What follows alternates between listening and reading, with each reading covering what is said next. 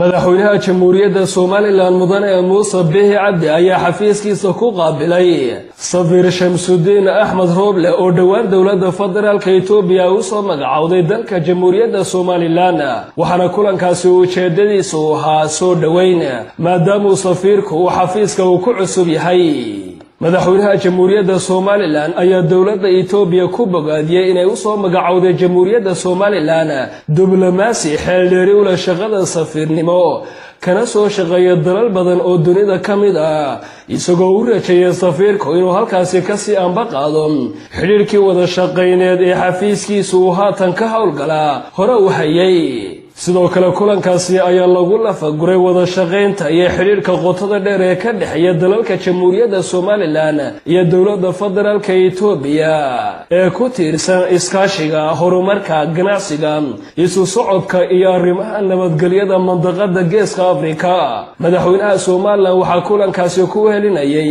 madaxweyne ku-xigeenka Soomaaliland mudane Cabdiraxmaan Cabdilaahi Ismaaciil Saylici iyo wasiirka wasaaradda arrimaha dibadda iyo iskaashiga caalamiga ee Soomaaliland mudane Yaasiin Xaaji Maxamuud Xiir Faratoon. kulankaas ayaa intii uu socday waxa diiradda lagu saaray sidii loo xoojin lahaa cilaaqaadka cudoon ee u dhaxeeya jamhuuriyadda Soomaaliland iyo dawladda federaalka Itoobiya. safiirkan dawladda federaalka Itoobiya ay dhawaan u soo magacawday jamhuuriyadda Soomaaliland ayaa xilal uga soo qabtay dalka Itoobiya kuwaasoo xilalkaasi ay ka mid ahaayeen wasiir ku-xigeen xubin ka mid ah baarlamaanka federaalka Itoobiya. waxa uu sidoo kale safiirka uga soo noqday dalka Itoobiya wadamada Kenya iyo Djibouti waana wadankii saddexaad ee dalka Itoobiya uu safiir uga noqday Soomaaliland. Axmed Saki Daahir Xasan warbaahinta qaranka Soomaaliland qasriga madaxtooyada Soomaaliland ee Hargeysa.